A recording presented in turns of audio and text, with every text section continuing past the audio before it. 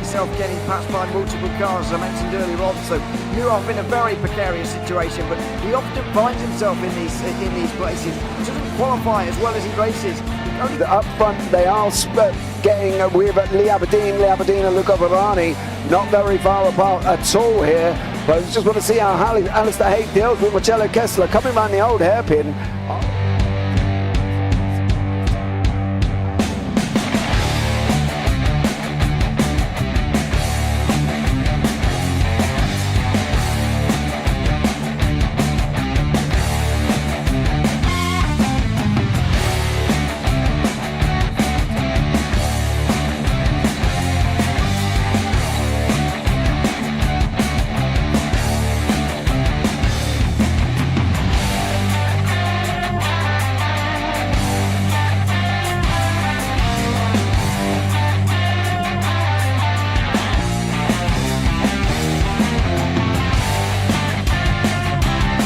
I would say it's not the best decision they've ever made, just not having done that under the safety car, really.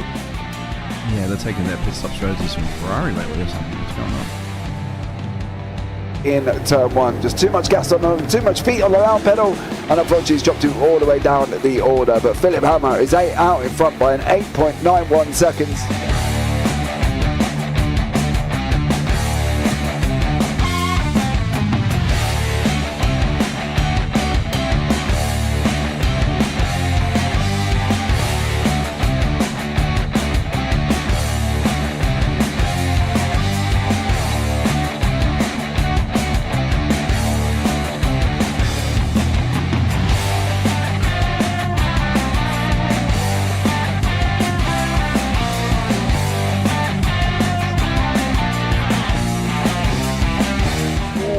Dan Michael is a wall there, sir. And it definitely doesn't want to be hitting that earlier on as well. Difficult, the understeer is in the dirty air through that final corner because it's such a long corner and you get dragged off into the grass very easily. He'll have the slipstream down towards the chicane. Peterson was briefly alongside, but that slipstream has saved him and kept him in third. Yeah, Varani now lost a little bit of time to Aberdeen, about half a second. Peterson is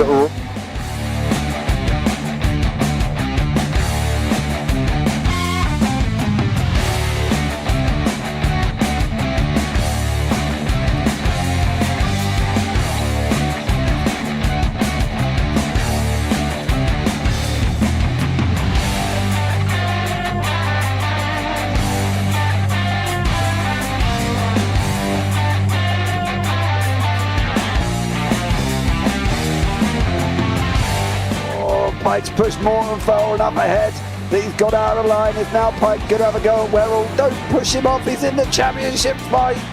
Jack Werrell chasing down Carl Jacklin. Further down, Rob Williams and Chris Barnes. Sensational run outside line now though for the heavy braking zone. Around the outside goes the Audi R8. Look how much Miller's caught back into play. Exactly. Miller's still such trouble. He's left on second and change. All of a sudden Miller's back in play.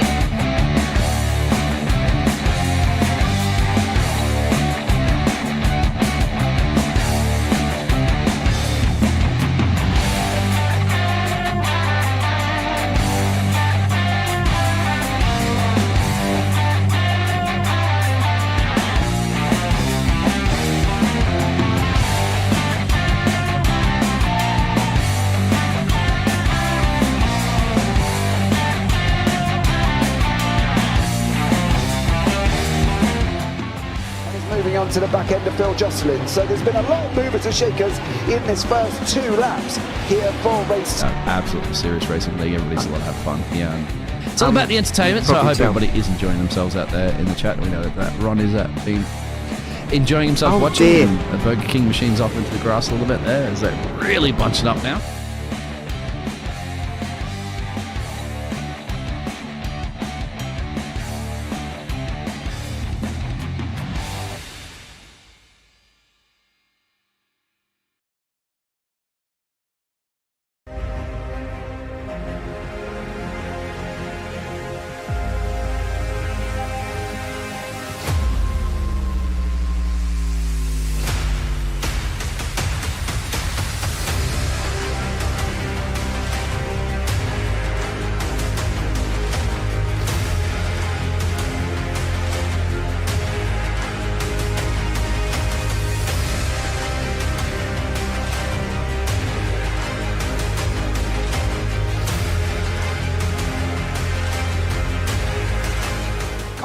Does he have it? Medeiros is going to get it. Oh, they're going to toss it.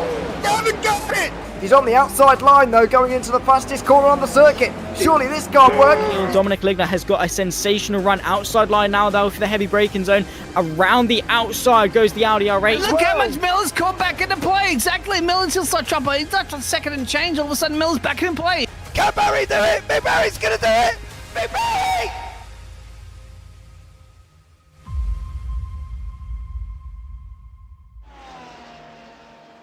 Good evening, ladies and gentlemen. Welcome back to the JP Broadcasting YouTube channel, and welcome back for another week and another round of the iFormula W13 series. Last week saw us go to Spa.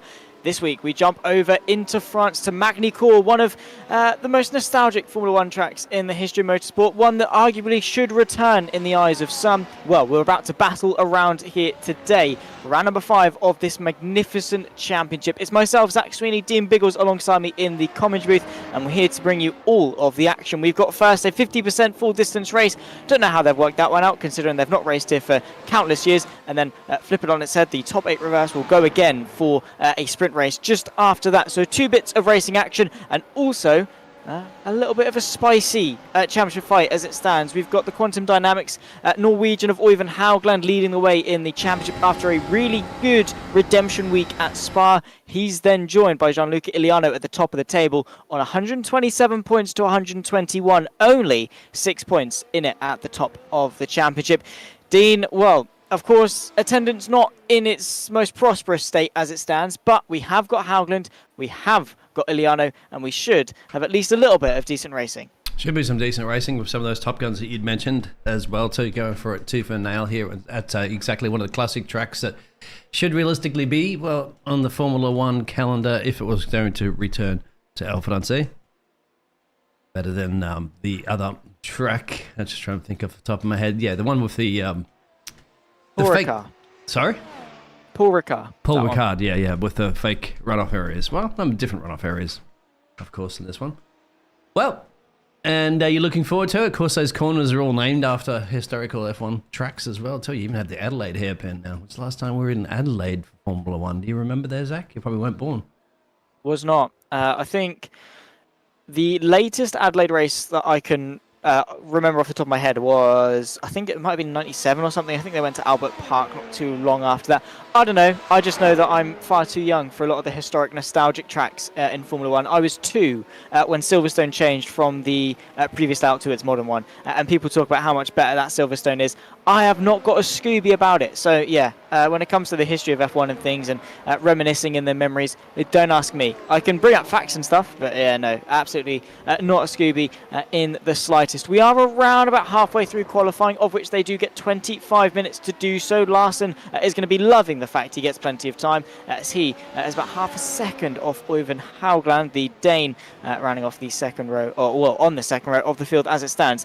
But a circuit as tricky as this, Dean, I'm sure they're all going to be very grateful for the long qualifying session that they do have, because there's plenty of time to be had here and, well, a lot of pressure lap time to be gained if you can just be that little bit more committed than those around you because of how much of a driver's circuit here is.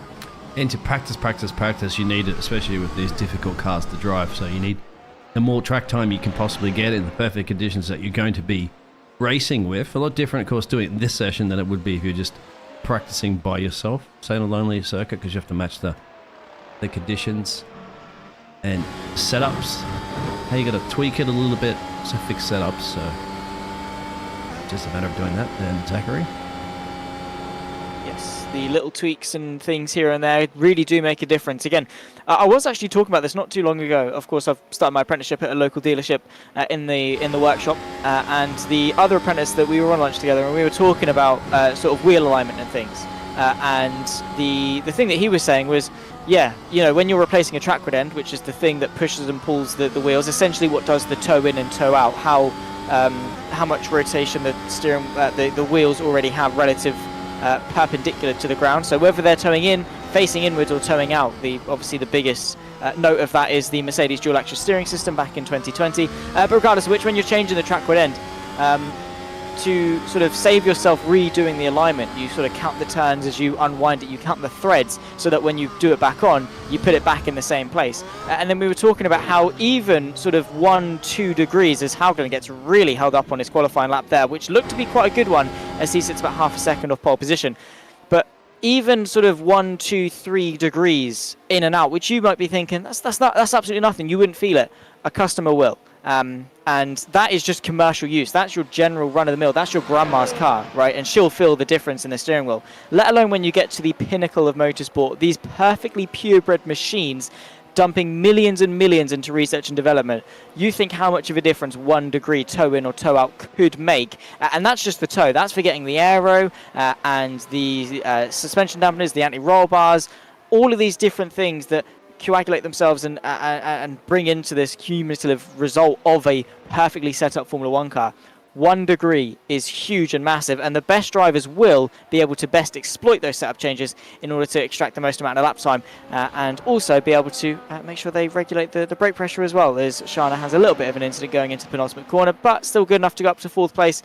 But yeah, Biggles, you were talking about setups and things, and very, very crucial things. Let's put it that way. Oh, catching a lot of drivers off here at the moment. This is during the qualifying session, so thankfully they're going to get those cars back into pit road and quickly repaired with, as you mentioned, with the teams, and it goes in behind the scenes of Formula 1. 1,500 staff generally are going to make sure that that one driver goes as quickly as possible. 2 drivers could the team.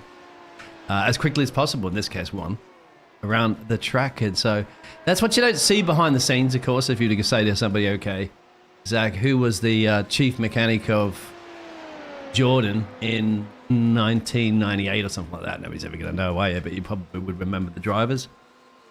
Here's one for you, actually, that was quite remarkable the other day that I heard of. You remember the...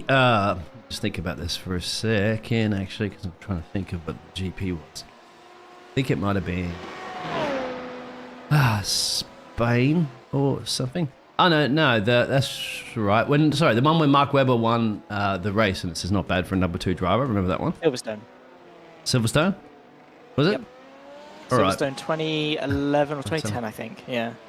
Well, believe it or not, and no, which is the one that was the Monaco GP? So I can't remember. It's just off the top of my head. It's the same year. That wasn't that one, was it? Not bad for a number 2 driver. No, it was at Silverstone because essentially when Sebastian Vettel had issues with this car, they took the bits off Mark Webber's spare parts, right, yeah. Which obviously showed to Mark Webber that was his place, and then he went out and won the Silverstone Grand Prix the next day. And then obviously that's where the iconic quote of "not too bad for a number 2 driver" comes from, because of Mark Webber's lack of an ability to care. And that's why we all loved him, and that's why it was a very heated rivalry between himself and Sebastian Vettel. But yeah, nonetheless, it was the wing was the big one with that one, exactly, because he didn't get to use the new wings. They only gave it to 7, so of course damaged it. But on that race, there was only something like, I don't know, 4, 5, 6 overtakes. That's it during the whole race. Something ridiculously low. And what people don't remember, of course, was in that same year, it had the record amount of overtakes in a Formula 1 race. You won't remember what track that was? Okay, no one's going to be faster. Look at that, purple to the first. Obviously working his way through the middle. What can he do on his run through the middle portion of the lap time before he heads his way into the chicane? Under, of course, the little sponsor board and into the chicane. Uphill through the right, then the left. Beautifully done, of course, from Derek Miller. Just demonstrating the sheer amount of downforce that they have got. You've got a really awkward hairpin here where you want to try and keep it as tight as possible, but also use the track on the outside. A couple of lines that you can take there, but a nice way through from Derek Miller nonetheless. Purple again to the middle sector, already over 0.6 of a second quicker than the championship leader through the final couple of corners, through the on that run to the line as well, and he goes even quicker, a 1:13.454, nearly a second quicker than second place. And Derek Miller, I know it's early days in qualifying, we've still got about 9 minutes left to go, but he's looking pretty quick. You saw before that Hulgaard could have easily gone a little bit quicker, but he definitely got impeded by one of the drivers. You still haven't answered the question about the track. Zach? No idea. Anyway, China China notoriously has the most amount of overtakes in Formula One race, and that year they also broke the record. So that's we need the Chinese track. That's what we need. None of these some of these boring F1 tracks that just don't have, especially Monaco and stuff like that. But anyway, won't talk about that. Trying to find a driver at the moment that's actually on the track or putting in a flying lap, because the one thing that I do disagree with is that you should be able to drive back to the pit road in iRacing. You should make people drive back to the pit road unless you damage your car severely, because that's just not realistic racing. If you want to be a simulator, simulate that as well. There you go. I'm always going to say that. Drivers are going to hate me for it, Zach. You know, obviously they have to do out laps and in laps, and it's going to eat up more of their qualifying time, but that's what it's all about. Yeah, that is true. But who will? You know, at the end of the day, they're here to do a job, and they're here to race and do the best job that they can whilst running their way around the circuit. And, well, as it stands, Franchicha not doing the best of jobs at the moment, about 4.5 seconds off pole position, but the Spaniard definitely showing some good potential after a good result in Spa. See how that was going to pan out here today, because you've got to take advantage of this track and to take advantage of the points crucially in the championship. So let's see. Frankie's name has taken up too much screen space. Frankie, the Spaniard. Let's right on board actually for a second and give us a bit of a hot lap here.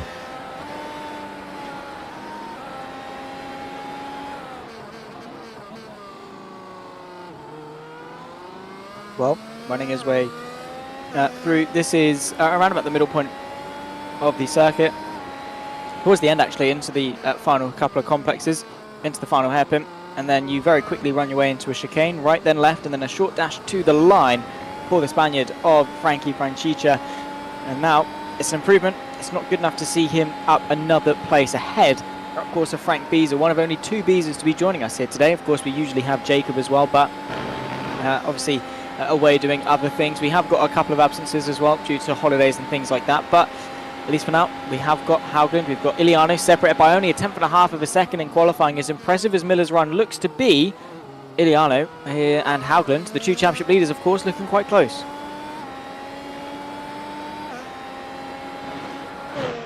That's what it's all going to be about in the qualifying session. Here's another little fun fact for you. There's some of these fun facts today. Drivers have their usual routine that they used to do before they'd get into the car to start their race weekend or start the races and stuff like that. It's quite one of the most bizarre driver routines was with Michael Schumacher. And I don't think you're going to be able to guess it, but he used to relieve himself, let's say number one, in the goes too deep on the brake there, Frankie, in his racing suit before a race. So quite a weird routine. Yeah, that's definitely something, and I do feel bad for him. I mean, I suppose the heat in the cockpit and things would make that evaporate very quickly, but yeah, I definitely wouldn't want to be the race suit or the person that has to clean it up afterwards. But he knows what he's doing. He's a 7-time Formula 1 world champion with plenty of wins. I think it's is it 90 odd wins that he's got? Might be 93. Definitely up there. Did you hear Carlos? Was it Carlos Sainz that said during the interview on the weekend that he said that Lewis is an 8-time world champion? Was it? Or 9-time world Many champion? people have slipped out. Again, from their perspective, we won't go into it. Yeah. Well, it happened. The record books say that Max Verstappen won in 2021. The record books also say that Kimi Räikkönen won in 2007, and a lot of people would argue that Lewis Hamilton would have deserved that one as well. People will always find something to cry about when it comes to Formula 1 racing. It was nearly 2 years ago. Grow up, move on, and sort it out, because it happened 2 years ago. Yes, arguably it wasn't right. The wrong man won the race, the right man won the championship. That's my view on it. I'm happy. It happened. Obviously, they need to sort it out, make sure it doesn't happen again. But you can't change the past. As annoyed as you might be at it, just move on. Yeah, who cares? Lewis Hamilton, everywhere you see in Twitter comments and Instagram comments, YouTube comments, in posts that are completely unrelated to both Lewis Hamilton and Max Verstappen, they will still find a way of talking about, oh, Lewis Hamilton's an 8-time world champion, and oh, Max Verstappen's only a one-time champion. Oh, shut up. Honestly. Do they do it in that accent when they're talking? Oh, always, because that's the type of person that they are. They've got their glasses on, they've pushed it up their nose, they've got their snot dribbling down. That's how I imagine them, unfortunately. Of course, not to generalise all of them, I'm sure there's some lovely people that voice that same opinion. However, you are not the same lovely people that I would like to say. No, I'm joking. But just in general. I guess this one's going to get you all feisty up now with the way that Felipe Massa, of course, is suing the FIA about that championship year. I mean, that's got to really be get you a little bit fuming, isn't it? Because that's an actual suing. That's rather than just talking about it, of course, everybody else is saying about championship being stolen away from Lewis Hamilton. But this time, you've actually got Felipe Massa actually suing for damages. So the FIA, I mean, that's to me is ridiculous, isn't it? That's just like... Well, if he was going to do it 15 years ago when it happened, exactly. Not 15 years later when you randomly think, you know what, that championship that I could have won in 2008 and that sport I retired from 6 years ago, yeah, I'm going to go run my mouth about it and sue a company. Again, fair enough if he feels that Crashgate manipulated him in such a way, but also, rather than blaming a safety car, blame the fact that he crashed out from a couple of races. Blame the fact that in Silverstone that year, Lewis Hamilton was just that much quicker than him. Look at his own driving and think, could he have done better? And... you know, before you look at outside factors, always look at yourself. One of the biggest tips that I got when I first started sim racing was, before you blame the car and blame the setup, think, how can I go quicker?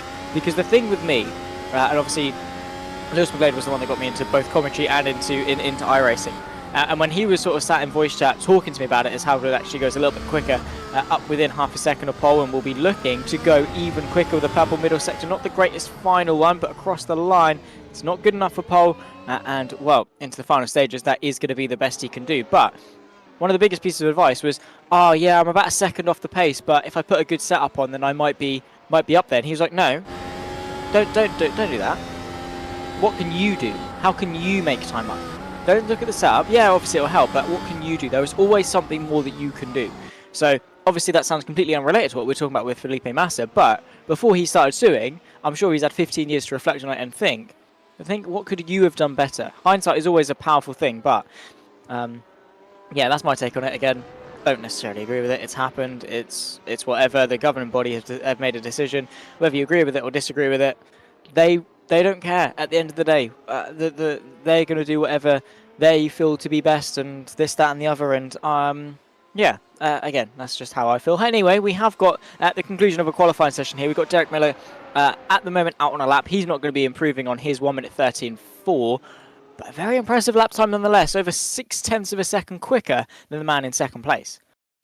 And that's going to get you on the front row, the most important row that you need to be starting, especially in a track like this. We'll see how that's going to pan out for them as they go into our feature race first, even though it will display itself as a heat, but it is a feature race.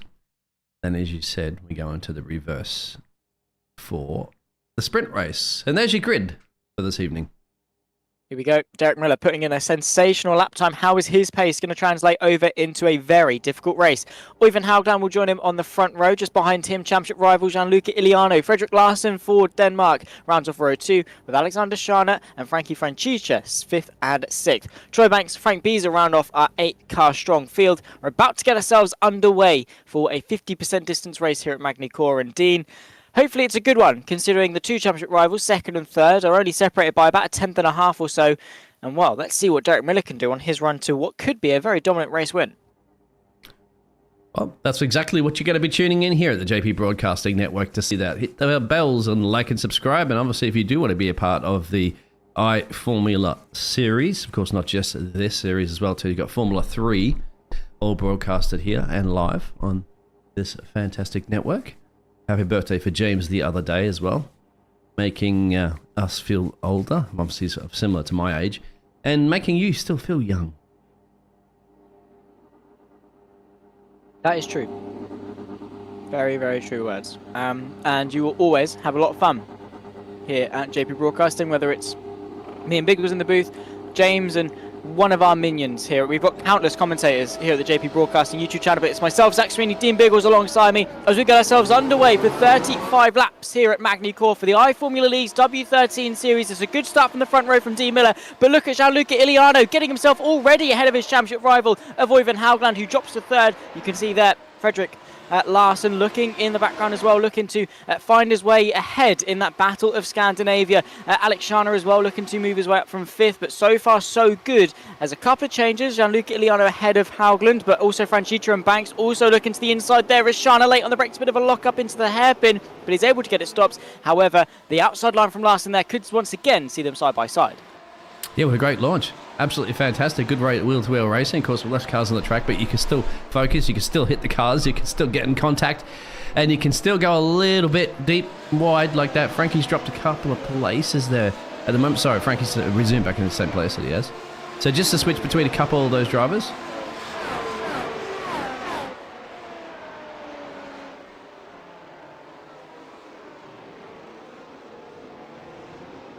And well, here he is, Franchicha is, oh my goodness me, Troy Banks off. What has happened there? He's gone onto the gravel. And the American, after a not so great start, well, what's happened, Dean? Yeah, it's gone on too deep out there in the gravel, you're right. Has to slow it down, keeps it out of the fence. And that's it, just loses the place. It's not too bad, and you're still in it. You're not that far down the road. Go back to the live pictures.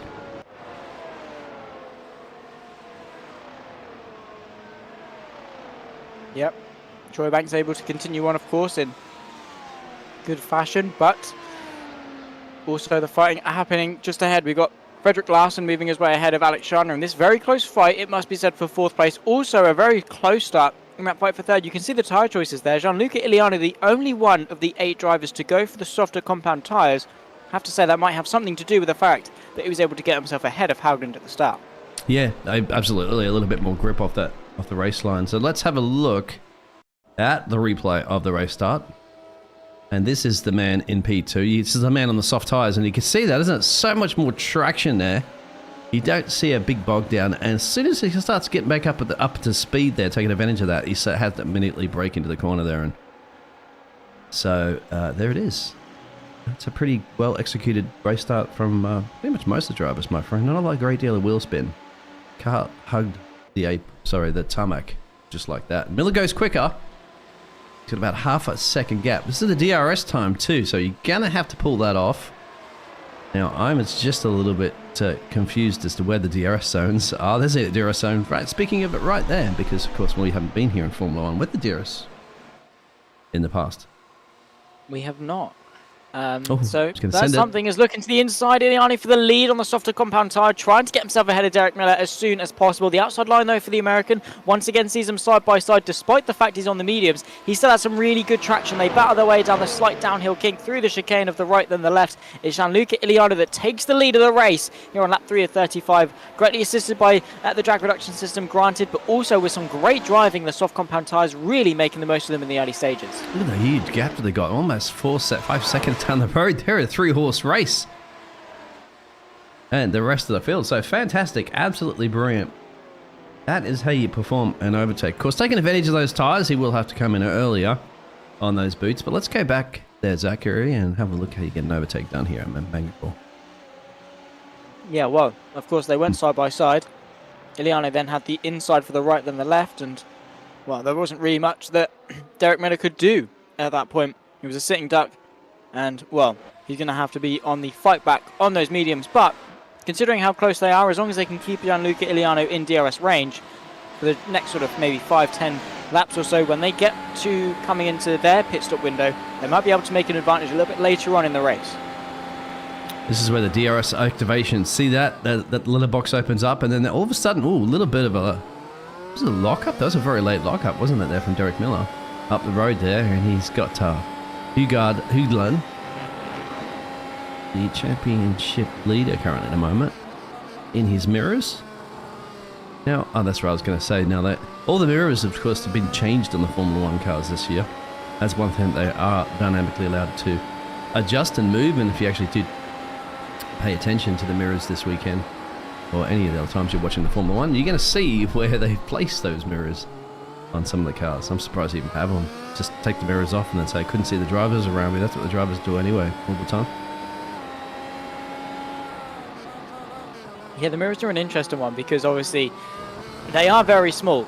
And I was watching actually an overdrive video, of course, with Scott Mansell and Callum McIntyre and Will something in their sort of little group of 3. And they were talking about how the wing mirrors on the Caterham Academy car, which look fairly similar to these Formula 1 cars, are so small and dainty that it is difficult to see out of them.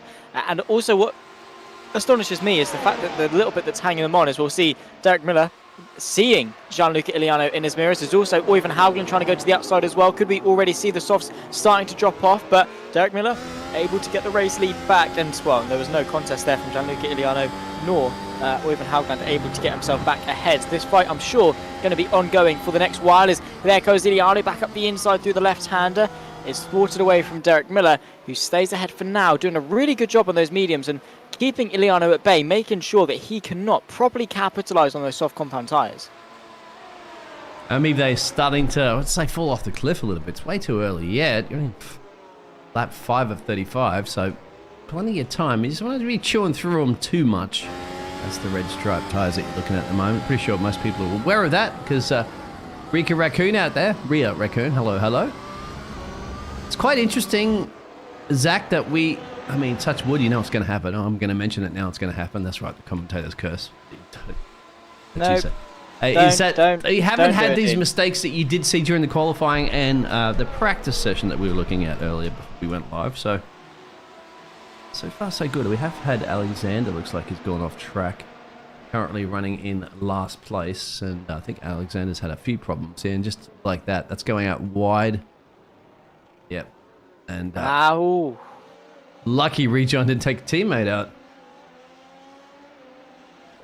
And oh yeah, that would have been a speaking of problem. this, here's Frank as well too. So Frank's now dropped to last place. So what's happened here to Frank? Oh, that's high speed. That's going to hit the Oh my goodness me. Saves it.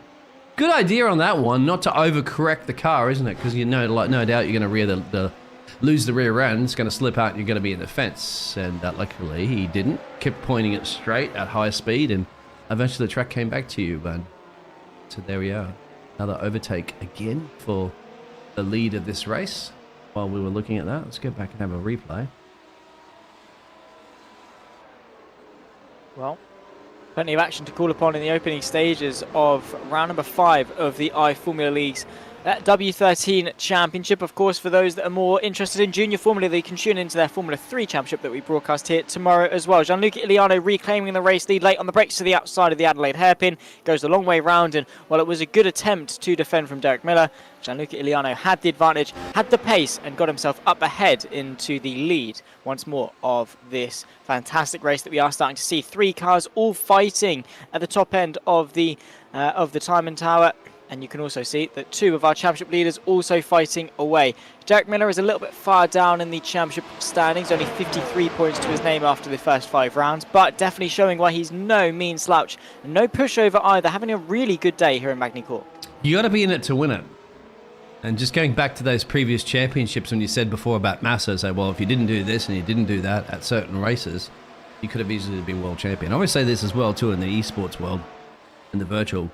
Some drivers, we've seen this before, haven't they? They've given up a race. They're like, oh, no, I can't get the race win. Screw it. You know, I'm out. I'm finished. I'm going to retire the session. They're going to come back and haunt you later on in the series if you lose by just a handful of points, going, well, why did I do that? Why didn't I just finish the car? Why didn't I just bring it home? There's no lock-up you can see from Derek Miller. Struggling through that corner and a spin from our race leader. Oh, he's managed to catch it. He's kind of pointing the right way, but he's still having to do a little bit of a reverse action to get himself back on track. Bit of a spin as well as he gets the rear end out as he tries to rejoin the track. He loses the pace to Francica, who's worked his way onto the podium. The Spaniard doing a really good job, but that's huge news for Gianluca Iliano. And the way the tyres work on iRacing, Dean, it's going to be really hard to bring those tyres back into a nice operable window that he can use them without sliding. He still have the grip here as he actually gets the DRS here. Let's see if he looks at making an overtake. Yes, he does. On Frankie. Oh, but see the rear end slipping out. This is what you're talking about, isn't it? Probably overheated. Got to remain yourself cool, calm, and collective. Get those little leaf blowers out there and cool them down. That they have in the Formula 1, of course. And well, how do Zach, just to explain to somebody who's not really not a race driver, how do you manage to cool your tires down whilst you're trying to be racing with everybody around you? You can't, is the easy answer. Of course, there are things that you maybe can do. You know, lifting off and slowing down is one of them. Less lateral load on the tires means less friction, therefore less heat going through them. And if you are demanding less friction, then obviously, I'm trying to word it quite simply. Basically, if you go slower and the lateral load heats up the tires less than they already are, so say if with the friction, the frictional forces would usually maybe equate to maybe 86 degrees, but your tires at 88 degrees, they will slowly but surely cross that concentration gradient and into the lower temperatures. That kind of makes sense in my head. I know that was obviously not the best way of explaining it, but Hauglund doing all the explaining on the track. He's worked his way back up into the race lead, trying to extend his championship margin ahead of Gianluca Iliano. Derek Miller, after a sensational run of form in qualifying, drops to second.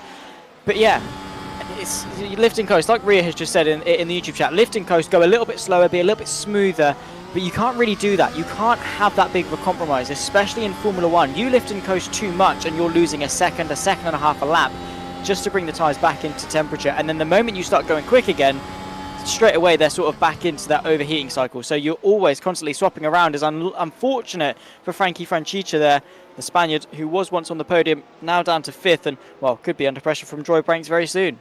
It seems that some of those big gainers, and I was just about to say before, where Frankie was doing such a great job. And let's have a look at what happened to Frankie. There's got to be another case, isn't it, of stepping out into the no man's land where there's no traction there. That's actually quite weird, isn't it? Because he was practically pointing in a straight line when he got the gas down. And then it started to slip. So it must have hit. That's just a case of hitting it too hard on the throttle, isn't it?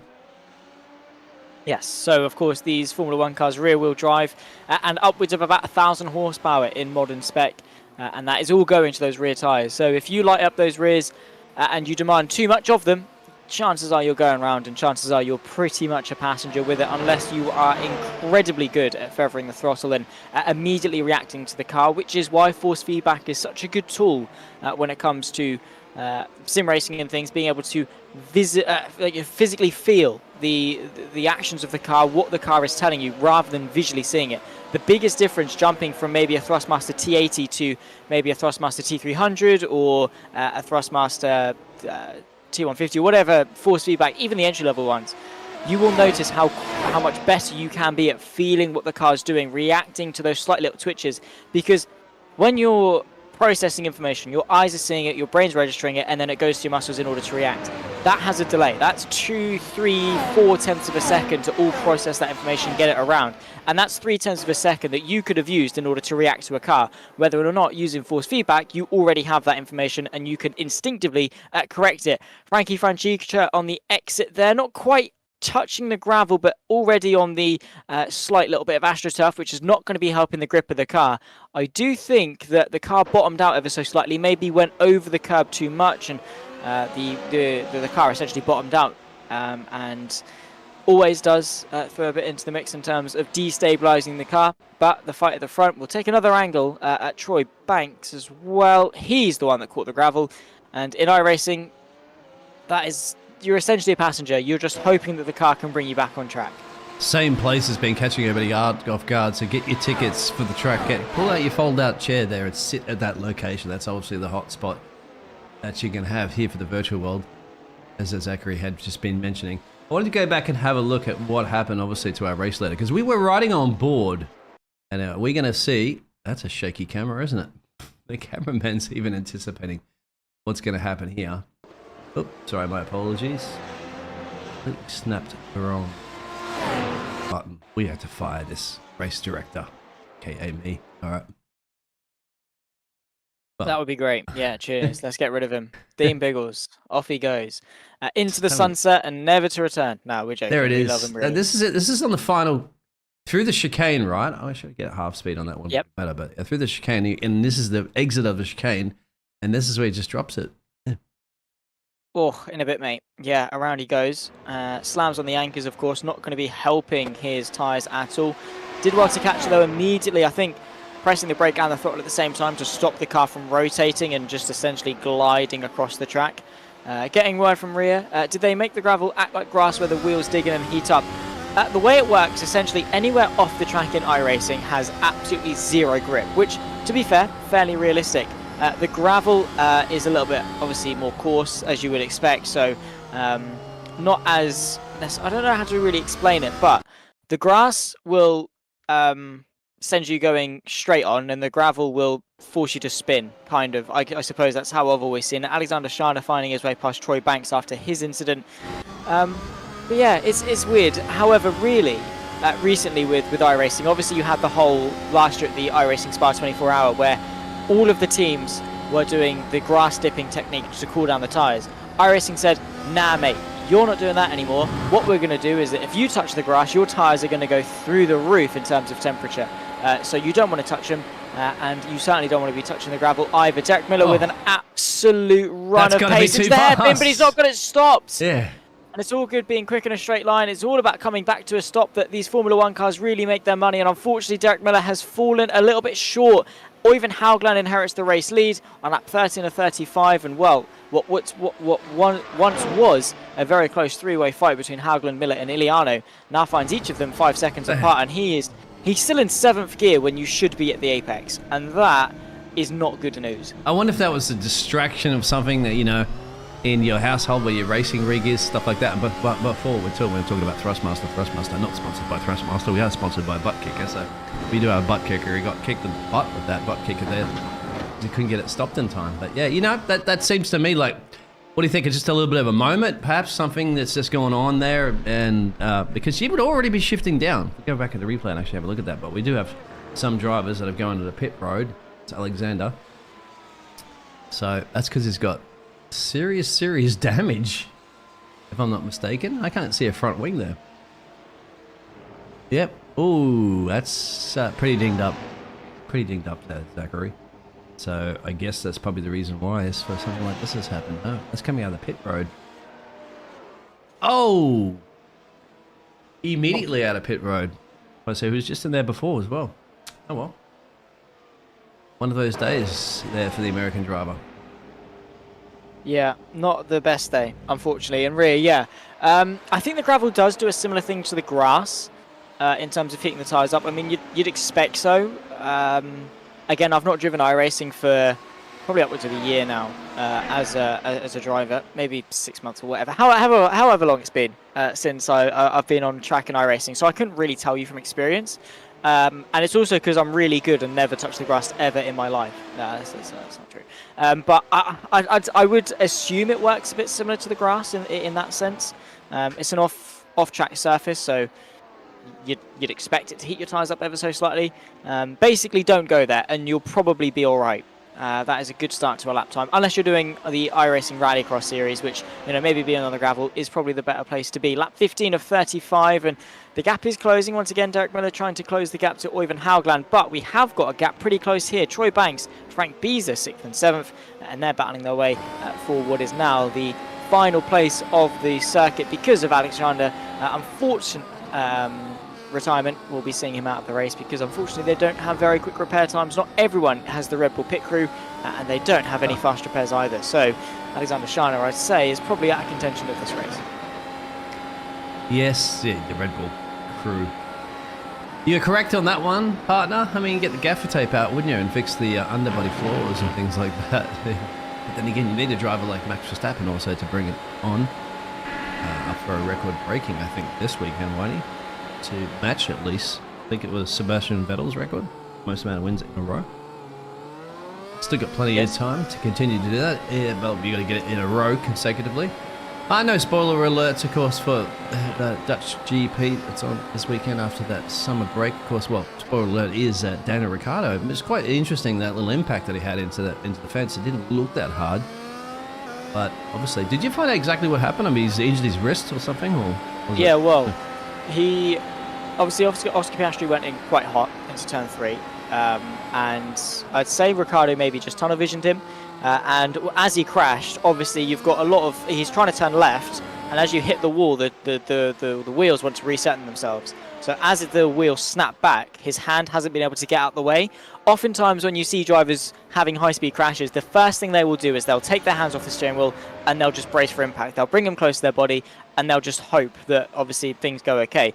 If you leave your hands there and you have a crash and the wheel snaps forward, because the tyres are connected to the track rod ends, which are connected to the steering column, which is the steering rack, which is connected to the steering column, which is connected to the steering wheel, which is connected to the driver's hands.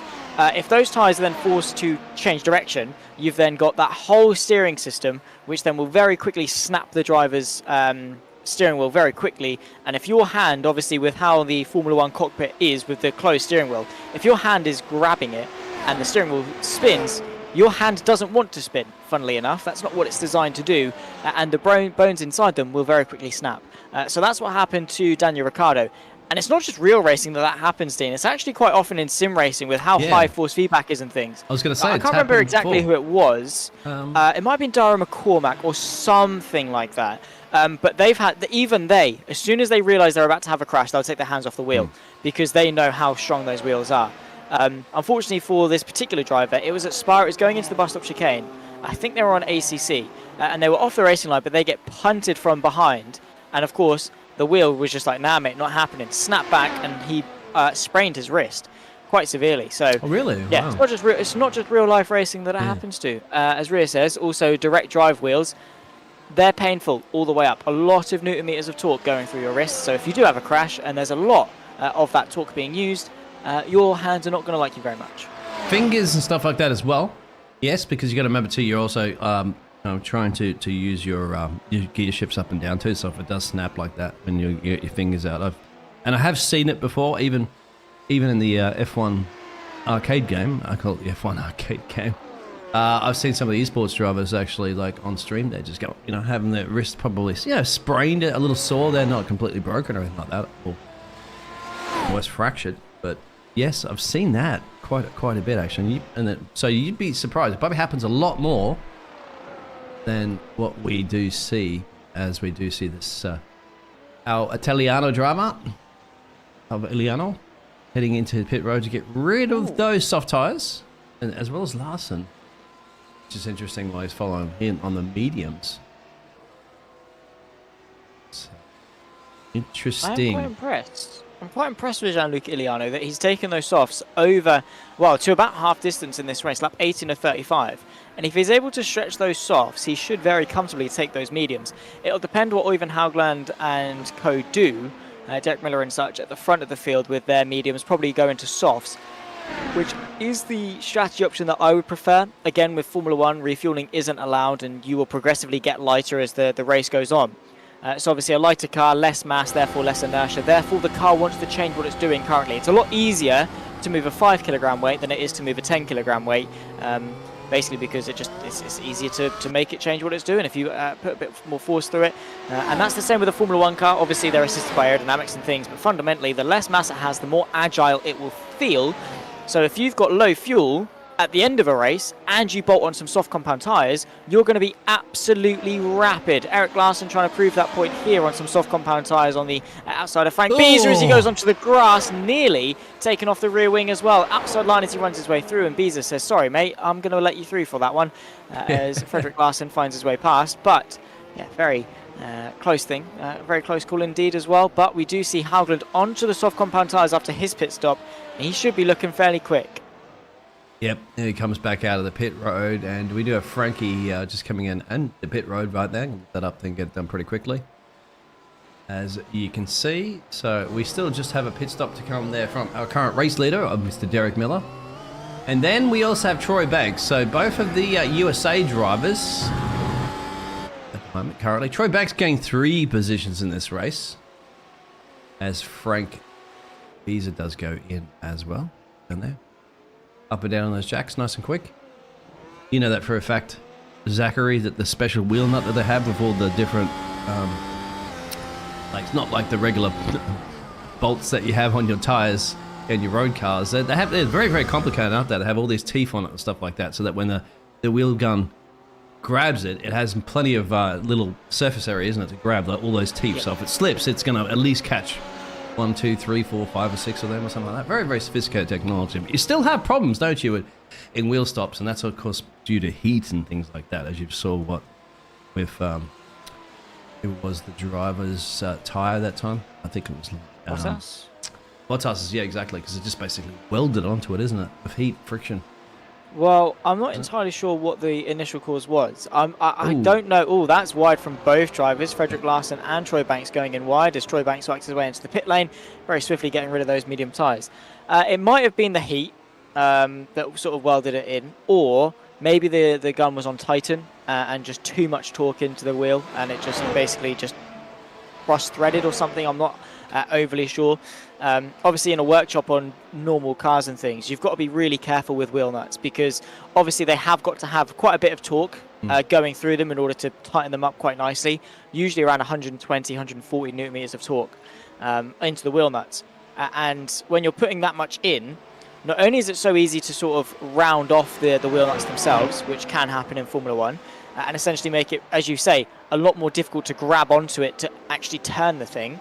But you also have, obviously, where it screws into the threads and things. Obviously, I'm sure a lot of people are familiar with maybe with screws or even bottle lids, the threads. And when it comes to wheel nuts, if you put them in at the wrong angle and you, what we call cross-thread them, where they aren't quite lined up properly, again, it's going to be very difficult if you do apply a lot of torque to then get it back out again, because it's sat in the way it should do. So yeah, that's always a hazard when it comes to Formula 1 cars.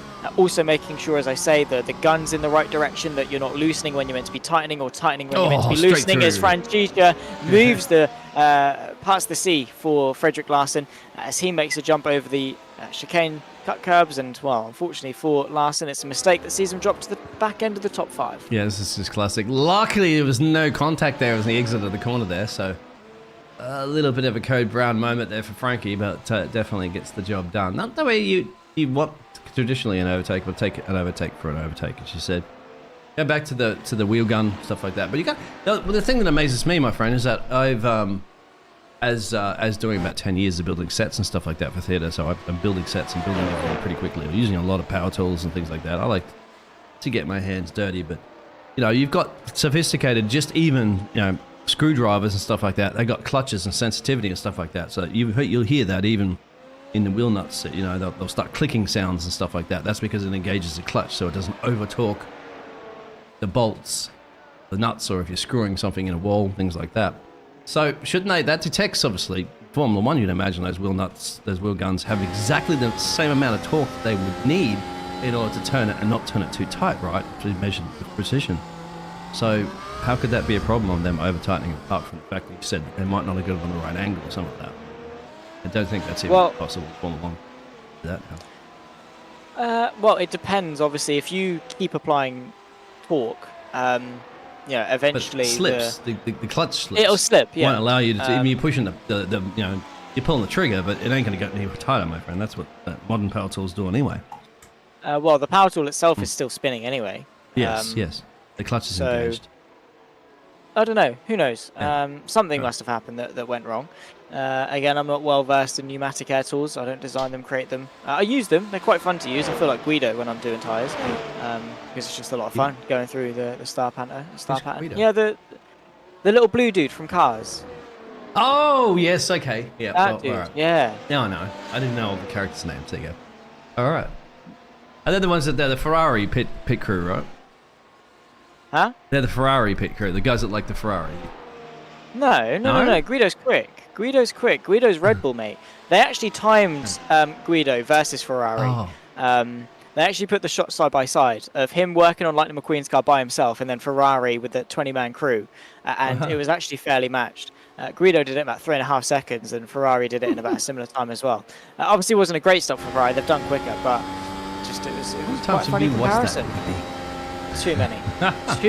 And you still haven't seen Star Wars, yet he's watched the Cars movie multiple times. Because Cars is good. They're owned by Disney anyway, both of them. As we're into this stage of about 10 laps to go, everybody's made their pit stops.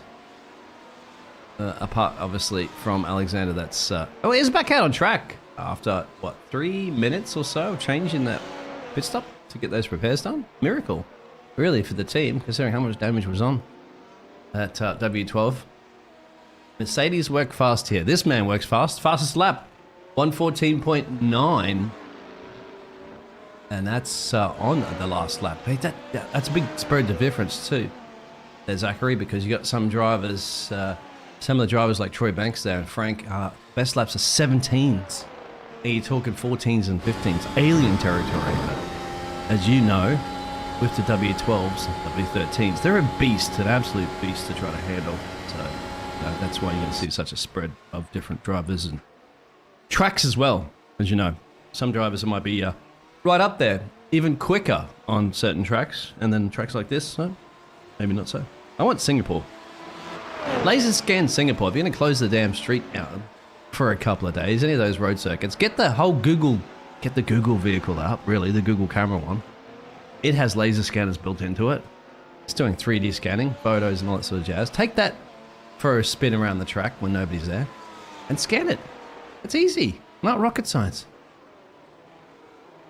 Yeah, maybe. But again, how many people are going to want Singapore? How many people are going to pay for Singapore? Is it worth iRacing going out there? I don't know. Of course, I'm sure there's an R-Factor 2 mod for it somewhere, probably an Assetto Corsa mod for it somewhere, but yeah, definitely in the world of iRacing. They have to think about it and think how many people are going to buy it. Is it worth us doing it? Because at the end of the day, they are a business. As much as they are sim racing enthusiasts, they're not going to chuck everything at it just to satisfy the what about the other closed tracks, of course, that they haven't scanned? I don't understand that. There's a lot of them. Because once again, you're talking about money. I mean, you know, if you're talking about European tracks, mate, you gotta. If you bring in your equipment over to do some scanning, well, you scan it in all these tracks at once. So you travel from, get your little trailers going in your semis, pack it up there, go track to track. I suppose it's also circuit rights as well, whether or not the circuit wants to be in the sim as well. Again, we see it happen. I don't know if it's the same with circuits. I assume it is, but also with big brands, sort of like with IndyCar and things. Were working really close with iRacing. Now they sort of sold their licensing to R-Factor 2. It's not just a case of replicating the IndyCar one for one. It is also having the permissions to call it this. I know a couple of tracks in R-Factor 2, the likes of what would be Suzuka or Monaco or anything like that. You have to slightly twist the names ever so slightly because of the track rights. You have to call Suzuka Matsusaka because that's the town village that Suzuka is near. You had to call Monaco Azur because it's the Côte d'Azur, which is the coast. I think Azur is a light blue, so it's like the coast of the light blue, sort of the sea that it's near, because that's where Monaco is. So you had to call it Azur because of that sort of mindset of things. So and also you couldn't call the Circuit de la Sarthe, you couldn't call it Le Mans. You had to say the virtual something 24 Le Mans or whatever you wanted to say. Obviously, I think that's been slightly tweaked, but in the past, obviously, because it's not an officially licensed track, you have to twist the words a little bit to make it seem that it's not that, but it is. Sort of like an off-brand remake or something like that. Yeah, exactly. They do it all the time, actually, in movies. There's a whole huge warehouse of just all these products that they have that are identical to mainstream products, but because they want to use them in movies and television shows and stuff like that, they just slightly change the names of stuff like that, including in computer games that they do that. But I like it. I mean, I think they should do more of it, as you said, because we want to have these tracks. We want to see the racing here and stuff like that, and all because, you know, corporations and, you know, shareholders, like, I want money. Of course, they're shareholders. That's what they're investing in. Everyone wants money. And, of course, they go, well, we got to get rights to it. It's too expensive for average companies and stuff like that to do, or iRacing to try to shell that out. And then, of course, it's either beneficial or not. I mean, I hate the IndyCar thing. I was just really gutted about that one because it's just starting to really get into IndyCar and iRacing, and then they pulled that Swifty with the licensing, and I'm like, well, why don't we just once again change the name, guys? Just change the name. Don't call it IndyCar. Don't call the cars the IndyCar. Just switch it over to something else. But even that itself... Well, it's the American Open Wheel or something, or the US Open Wheel series. They're not really even doing it because nope. Once again, I'm friends with one of the mechanics that does work for Raymond Grosjean's team, and he used to run a league, and they don't want to run a league anymore. It doesn't want to risk, obviously, getting in trouble with the very company that he works for. But he works for the team, of course, but part of that, you don't want to you don't want to get in the bad side of a corporation that you're a part of, put it that way. But Yes. we have a handful of laps to go. Just a quiet point of the race at the moment, which is kind of the reason why both Zachary and I are yarning on. But out there in the chat, I know that Rio Raccoon's also involved, and if anybody else wants to be involved in the chat, by all means, we can engage in anything you want to talk about. Yeah, definitely. We're nice people most of the time, so do come in, have a chat. Talk to us about any thoughts, feelings, queries, questions that might be shooting your way, and anything maybe that you want to talk about on the good old JP Broadcasting podcast. You know, it's the James Podcast Broadcast is what we're going with, because sometimes the races do get a little bit quiet in the midpoints, and we need to fill the gap somehow, and we ramble on about anything that we can find that's slightly hang on to motorsport. You often find it in endurance series. There's Gianluca Iliano getting a bit of a slide on the exit there as he forgets where the track goes as well. Nearly took the grass there before he realised that there's a bit of a kink. You want to take us for a hot lap around here? We'll do it on cockpit view, because this is, remember, what the drivers are actually driving. We look at also all the T-cams and all the fancy cameras and go, oh, that looks easy. I mean, the T-cam, that's the reason why, like in the F1 arcade game, that people have a lot of fun with it, because the T-cam is great, you know? You're racing a T-cam and you feel like you're a race driver. Even me on a keyboard, so I don't worry about force feedback. However, take us on a hot lap guide here, because I know you haven't been racing in a while there, Zachary, but let's see how it feels and what gears he's doing and how he's handling this at the moment on the only driver on medium tyres. Yeah, well, Gianluca Iliano, very quick driver through the final chicane to set up a lap here at Magny-Cours, the old host of the French Grand Prix. Into turn number 1, it's quite a quick flick to the left. You can see he doesn't even phase out of 7th gear, nearly maybe even completely flat out. Now through 2 and up the hill through 3, down to 6 just to get a little bit of rotation, lower the gear ratio and have that acceleration on this back straight. Bit of a kink in it, of course, but you're not spending a lot of time flat out in these Formula 1 machines. Just as you exit under the bridge, you then be braking back a couple of seconds later, down to 2nd gear for the hairpin. Not first, you'd get too much rotation, potentially lock the rears, and also that torque demand on the exit as well, going to be too much. So limiting the revs, you can see a bit of a short shift on the exit for Gianluca Iliano. Through the right, then the left here at this next chicane, before you very quickly head your way into a 180-degree left-hander, perfectly named so as well. Clip a late apex to try and get the best exit you can, the straightest run as possible through the kinks as you rise yourself up and down. A little bit of elevation change here at Magny-Cours before a very, very quick right-left chicane. 6th gear at the apex as he now exits himself into the back end of the circuit. This hairpin corner here where you clip an early apex, run the car wide and build up the throttle as quickly as you can. A bit of a DRS run before we get to the final hairpin of the circuit. Looking on the left-hand side for about just after the 100-meter board. 3rd gear, quite a quick corner because immediately you're into the medium-speed right-left chicane to round off the lap. Very nicely done from Gianluca Iliano. Unfortunately on the medium tyres, not able to make much progress relative to Haugland or Miller, as that battle at the front has been very stationary for the majority of this race. As Ria Raccoon saying that she does get recognised in the YouTube chat quite often. She's become the new Phil of these broadcasts, and yes, maybe you'll hear arguably too often, but we appreciate it nonetheless. And well, the commentators here, of course, myself, Zach Sweeney, Biggles alongside me, whoever you're with on the JP Broadcasting YouTube channel, there is a lot of us, and I'd like to say we're very beautiful and we're very talented. But anyway, that's just my opinion, especially me. And anyway, maybe Dean as well. I'll throw Dean in there as well, for just for good measure. But we like to involve the community. We like to get involved in the YouTube chat and things, because without you, these leagues wouldn't want to fund the broadcasts, or maybe the drivers' families at home will be taken to the SR4S in a couple of hours' time. We always have the Whitfields joining us in the YouTube chat. And you do drive the broadcast. You give us things to talk about. You support and love and share. And if you hate, we laugh at you anyway. So even if you're on the negative side of things, we still find you quite entertaining. So we do appreciate you nonetheless. And thank you for joining us on this wild ride. Øyvind Haugland, though, he's only 4.5 laps away from victory here for round number 5 of the iFL W13 series here at Magny-Cours. He's driven a fantastic race, Biggles. Absolutely, and thank you very much for the hot lap. I'm going to go back and clip that one. That was a brilliant hot lap there, Zach, that you did on board the cockpit view. So I'll be putting that one on your CV. That was a remarkable, very, very talented young man. I said he's the future of broadcasting and commentating. He is the future, and look at that. It's just an interesting camera angle. I don't try to use really unrealistic camera angles, but just imagine putting a GoPro just underneath the wing. You can see the wing there. But look at the tires. This is something you want to talk about, isn't it? Because you can see how much it's bumpy and how much it dives when you're into that corner under braking. Explain the reason why that tire's dropping there, Zach, when you're on heavy braking. Well, you've got the weight. And again, going back to inertia and things, you don't necessarily want to be changing what you're doing. So the weight of the car, as you accelerate, goes towards the back end because the force, you're driving forwards, but the weight itself kind of is staying stationary. So as it's going forward, the weight relative to it goes backwards. And so when you accelerate, you tilt backwards a little bit, you get sucked backwards into your seat.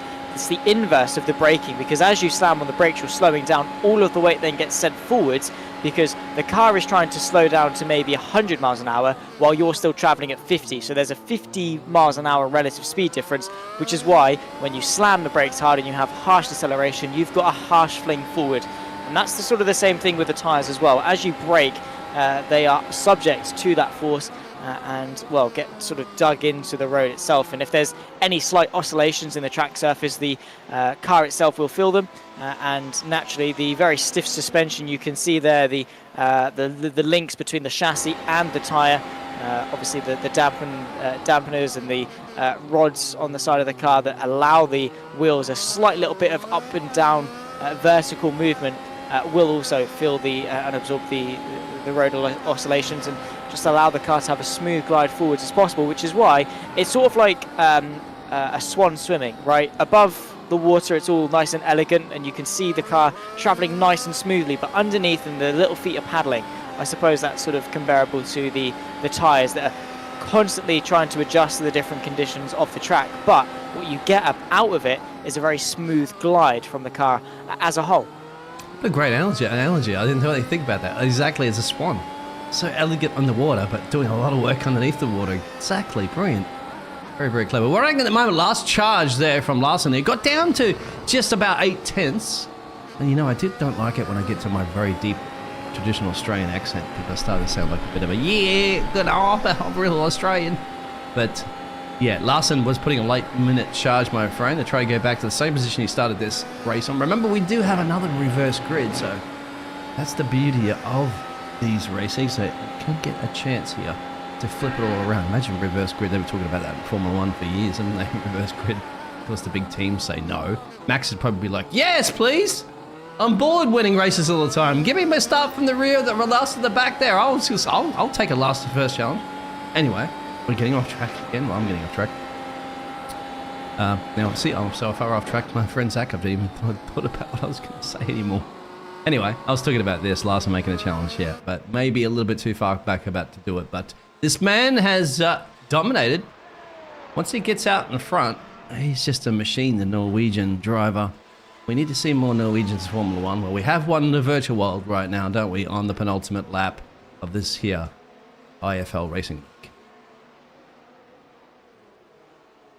Yeah, a lap and a half ish left to go. Again, thank you to everyone tuning in on the JP Broadcasting YouTube channel. We know it's not been the most overly exciting race. I mean, in all fairness, the first sort of 10 laps were enthralling with the three cars of Haugland, Miller and Iliano incredibly close out on track. But unfortunately, after Iliano and Miller's respective spins, or even Haugland that's been able to step up and take the helm at the top of the timing tower. He's got only a margin left of this race. So, as I say, a lap and a half is Gianluca Iliano once again making a similar mistake. This is down at that hairpin, the sort of the fourth last corner on the circuit before the final DRS straight. And Gianluca Iliano, a bit too late on the brakes and into the gravel. About to start his final lap, though, is Oyvind Haugland. Just real quick, though, on that one, I wanted to touch on it exactly for the final lap. Now, you do visually see all those dust that flicks up, obviously, onto those tyres, right? It sticks to the tyres. The tyres are like, become essentially like sticky glue and all the gravel and stuff. And then, of course, as it drives off, it doesn't really lay all the gravel, but it is still on the tyres. Remember, it's simulated quite well. It's just not visually. iRacing don't sit there forever and go, well, let's make sure it looks as pretty as possible. They're making sure it is simulated as good as possible. So when you do see that and you go, oh, that looks a little cheap there, that all of a sudden that gravel's just magically disappeared from the tyres. It's not the case if you are the race driver. Trust me, as you were touching on that before, Zach. They are feeling it. They are feeling it when those tyres get cold, hot, overheating, braking, locking up. Flat spots, unfortunately, is something I believe that isn't really simulated well. But then again, it's growing days. This is, anniversary as well, too, of iRacing, just recently. So a lot has changed over the time as we're watching our race leader take penultimate lap, the final lap. So. Yes. Only a couple more corners left to go for Oivind Haugland, who will be extending the gap in the championship once again. It's the feature race win for the Norwegian after a rocky start in Spa. He then redeemed himself to the sprint race, and now he's about to return to winning form once more. It's Oivind Haugland that takes victory here in Magny-Cours for round number 5 of the iFL W13 series. He's going to be taking away a hefty few points and a good gap grown in that fight with Gianluca Iliano. 25 points for a win, 20 for third place. Did Haugland get the fast lap as well? Indeed he did. An extra point going the way of the Norwegian then. Also wondering if he got a 0x race, because that's also a bonus point. That means that 6 points did separate the top 2. Now it's 11 at the best case for Iliano, and that's going to mean a big fight back for the rest of the season. But first up, we'll have the sprint, which could be a decent opportunity for Gianluca Iliano to maybe get a couple more in the mix as well. Got to give it absolutely everything. Get points, exactly. And it will spice things up a little bit more. We've had a couple of fantastic sprint races, and once again, it's a different format. You're going to get to other leagues. Usually they always started up with sprints. We go on a couple of sprints, but no, we do a feature first, and then we switch it all around there. Troy Banks, the last to cross the line there, gaining a position in this race. It will be interesting. So Alexander and Frank will have another opportunity to do something about, and as they spent a lot of the times, unfortunately, in the pit road, well, Alexander did. And there it is. So the camera crane guy, and as Rhea says, that flat spots and grading are not currently a thing just yet, of course, in Formula 1. Still waiting on rain to come on that one, and hopefully that's probably something they're working on. Here's our Heat 1 results. We should have there in a second for you to go over there, Zach. Yeah, Oivind Haugland taking victory then. About 4.5 seconds clear of Derek Miller, who after his impressive pole position was not quite able to translate that pace into the race. Gianluca Iliano, the Italian, rounds off the podium with Frankie Francica fourth, with Frederick Larsen, the Dane, rounding off the top 5. Troy Banks, Frank Beezer, 6th and 7th, those that finished the race, with Alexander Schana 2 laps down in 8th. Fair enough, actually, to him, I think, managing to actually get himself back out on track after his earlier incident. We are going to go into a quick 5-minute warm-up before we head off for, I think, about 10-ish laps or so of the sprint race. We'll find out when we get there, and then it's going to be a dash to the line. The complete reverse grid, of course, with Haugland at the back, Schana at the front, everyone settling themselves in between as well. The sprint race is always a little bit of fun, isn't it, Biggles? And, well, we're looking forward to it nonetheless. We are. We'll throw a little intro there. Get up and have yourselves hydrate and have a bit of a walk around, have a bit of a stretch. We're back in just a minute.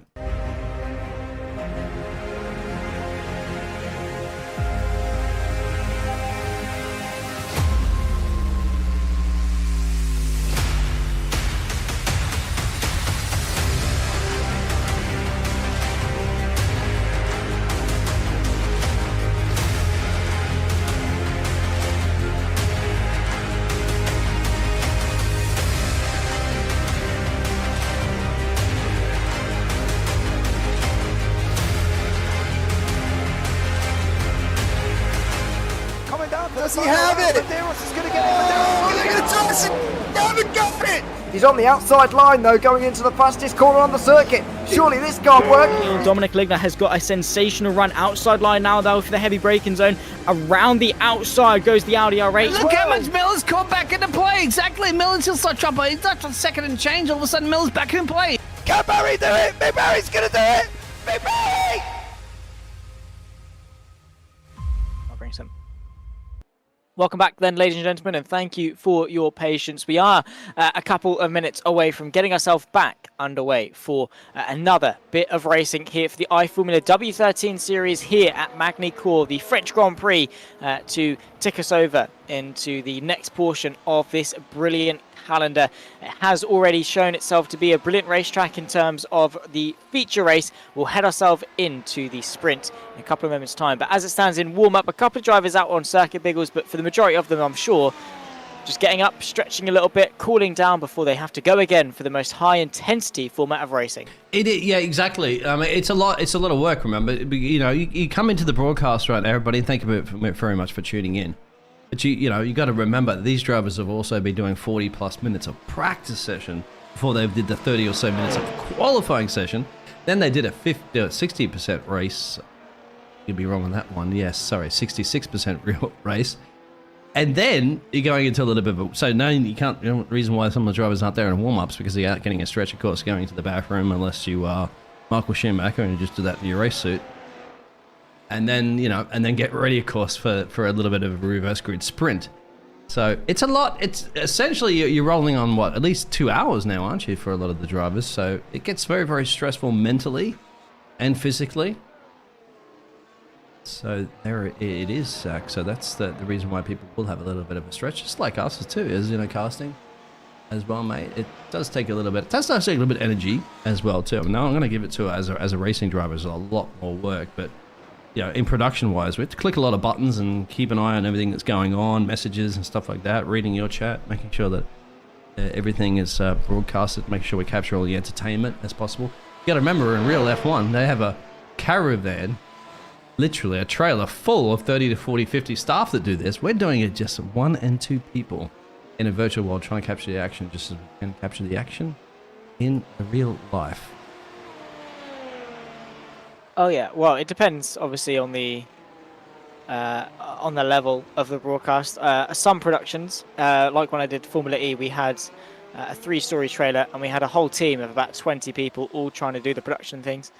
But fundamentally, yes, in sim racing, you can get away with just one person. Obviously, there's a lot more behind the scenes and things with obviously how things go, making graphics and things like that. It's not always just one person, but you can just one producer to press go live, control all the cameras, make sure all the graphics look nice and pretty, and always is top quality here on JP Broadcasting. There you can see the results of the first of our 2 races here today. It was Haugland, Miller and Iliano, the podium, with Haugland able to stretch the gap in the championship to at a minimum 11 points. That will all get flipped on its head and we'll go again for race number 2. Here's the grid. Alex Shana, Frank Bees are the front row with Troy Banks and Frederick Larson just in behind. Frankie Francica and Gianluca Iliano row 3 with Derek Miller and Oyvind Haugland rounding off the 8-car field that we have here today. Once again, the sprint for round 5 of the iFormula W13 series. It'd be interesting to see how much progress those 2 at the back can make as they fight their way forward. Yeah, it's going to be very. They got a little bit of time to get it done. Alexander, what do you say, Shanana? That. Yeah, well, I'm the Biggles butchers of names, so I do apologise. Spent a lot of that time in the pit road, but yeah, another thing I wanted to touch up really quickly before we do go racing is that if you dedicated yourself to say, look, I'm going to turn up and I'm going to race, right? So it's going to take an hour or 2 of my time. You race, even if you're by yourself, a lap, 2-3 laps down or whatever. You just do it, don't you, Zach? Well, let's go racing now. Here we go, underway for the sprint and. Well, a good start from the front row from Frank Beezer. Alex Shana, though, goes the long way around, is able to hang on to it. But look at Troy Banks, Oyvind Haugland, already up 3 places. You can see there in the black and green. The outside line through turn number 3 relative to, of course, Gianluca Iliano. We've already lost Frankie Francica from this race, the Spaniard unable to take part. Gianluca Iliano, Oyvind Haugland up a place, both respectfully, with Derek Miller unfortunately falling victim. That's way too late on the brakes there. Gianluca Iliano, I think, straight into the back of potentially, I think it might have been Frederick Larson, someone involved, but a huge incident there back at the hairpin. Yeah. Is this the second time around? Whoa! High speed into the... Oh, more That's off. a massive collision. Now, we're going to get replays of that one. Sorry, once again, coming back into the production trailer. There's a lot of action going on the track immediately off this. So this has turned into definitely a sprint race, of course. More than anything. It's like a demolition derby at this point. Everybody's fired up, aren't they? A little too feisty. Yeah, well, millions of virtual dollars in damage. And Gianluca Iliano damaging his run in the championship, especially when Oyvind Haugland is an absolute beast when it comes to these sprint races.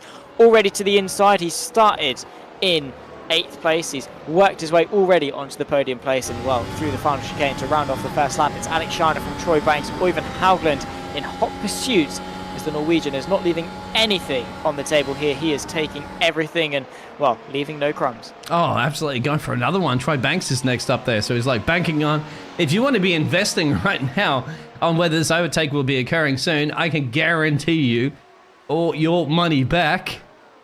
And this is not a gambling question, of course, but I can tell you what, as you said, isn't it? The beast of race restarts. Look at that. It's even got it before.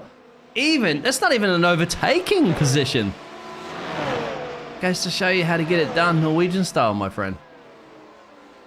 Yes, it's definitely the Scandinavian way. Frederick Larson, unfortunately, not really popping, said Scandinavian prowess. Maybe it's just a Norway thing. Maybe the Danes aren't quite up there just yet in terms of carving their way through the field. I'd say that Kevin Magnus isn't too bad. Can't remember the last time we had a Norwegian Formula 1 driver, but we'll have a look. Gianluca Iliano, you can see there in the very sunburnt orange, looking to go for the move, and it's under brakes from, I think that might have been Frederick Larsen, and Iliano just wasn't able to react to it. And I have to say, initially I blamed it on Iliano, but I'm not too sure now after seeing that. We'll see if we can get some better angles, of course. So have a look at it. Oh, that's further back. That's actually further. So we'll go back to the race start. And we'll try it from the chopper camera. That'll give you a little bit. This is a great thing, at least we have these tools that had availability, even though we couldn't afford a chopper. That's only, late turn on. And then again, do you blame Iliano for going in it? No. I mean, sticking to the race line? That's always an interesting one to determine. But look what else happens here too, because this is only the first part of the chapter of the story, because there's more. Iliano then gets tagged. So. To be fair, he's gotten away fairly scot-free. You can really not see much damage to his car. Unfortunately, it's enough to see him out. Maybe the geometry was out ever so slightly or whatever it was. But Frederick Larsen, that is unfortunate. Again, Iliano knows that he's got more track on the outside to use, so he naturally broke later into the corner. And then Larsen, being on the inside, less track to use, had to brake earlier, then moved across, and then bang, relative speed. And they went into each other. Or even Haugeland on lap 3 of 11. Already knocking on the door for the race lead, and he's going to be extending his gap in the championship quite hefty as well. Through the final chicane once again, the dirty air affecting the grip of the car of the Norwegian for now, but still in hot pursuit. He's got turn 1, 2 and 3 before he can once again benefit from the DRS. Knocking on heaven's door. Have you ever seen, I can't even talk to you about these old movies, of course, and Nicole Kidman and Tom Cruise that was in a Days of Thunder movie, and that was the song that was in it. Knock, knock, knock on heaven's door, and there it is. And well, just proving. Is it going to be a fight back? Of course, it gets a little bit heated on the rears. It's off the racing line. Does he cover him off? Yes, he does. Questions answered. Days of Thunder style there, my friend. That's one of your original like NASCAR-esque movies set with Nicole Kidman playing the nurse. And Tom Cruise, as we all know, who's definitely into Formula One as as a racing driver, an actor, not the only one. But going back to what's happened at the moment, of course, with the two drivers, so Italiano there and Frankie have elected to retire. Now, on other side, if this is a regular race, I'd say, why, guys? You're losing out in crucial points here, but after a full feature race. A long qualifying session and a practice session, they're probably at this point just tired, aren't they? Just enough is enough. Can't get myself up to the podium, so I'll just settle back and lose a couple of points. Yeah, I again, it depends what your motivational level is like, and how motivated you are feeling in order to go for those points. If you are tired, I wouldn't say maybe they're feeling fatigued. Yes, these Formula 1 cars are quite difficult to handle, but it's not like, you don't see endurance drivers complaining or anything like that. Not to compare the two disciplines, but in terms of a pure endurance standpoint, they've not been under too much stress, but I suppose there is a little bit of that, especially if things aren't exactly going your way today. You might just be thinking, nah, not bothered, don't want to do it, and then just give up halfway through, which, again, we've all been there, we've all done that, especially when the morale hits an all-time low, but... How much will they lose? Alexander, Zachary, real quick. How much the potential is Italia? Is that going to come back and bite him, like in the case that we're talking about before with Massa and Hamilton, losing by 1 point in the championship? Well, the points start at 12 for the lead, and then go down in increments of 1, with 1 point for fast lap and 1 point for a 0x. So as it stands, with Haugeland winning and Iliano in 7th, of course, that's a 6-point differential because of a 6 position gap, which would grow the gap between the two of them to 17 points, the largest it's been so far this season. They came into it separated by just 6. They're going to be leaving it by at minimum 16. That depends if Haugeland gets the fast lap, which of course he has with the 1:14.9, so that's an extra point, so that's 17. And if he gets a 0x race, that would then be 18. If he got a 0x race in race 1, it would then be 19. So Haugeland's looking pretty good at this stage in the championship. Oh, he's under pressure right now, but from Alexander, which is quite amazing because Alexander didn't have a very, very good race 1. spent a lot of that time in the pit road. But Alexander, of course, having the flexibility of being switched to Rude for the reverse grid, is doing a solid job. Of course, you're up against the championship leader there, but he's keeping the pace of the championship leader. So good on you there, Alexander. That's got to be impressive. You know that for a fact, Zach. If you sit there and you go, look, I'm actually matching lap times with the man leading the championship. So I would be very, very impressed. You're talking about a 1.1k I rating driver versus a 4.6k I rating driver. So it's like, when you're playing sports, my friend, and all of a sudden you're playing in your high school football league, and then all of a sudden you're getting a chance to kick the ball around Manchester United or something.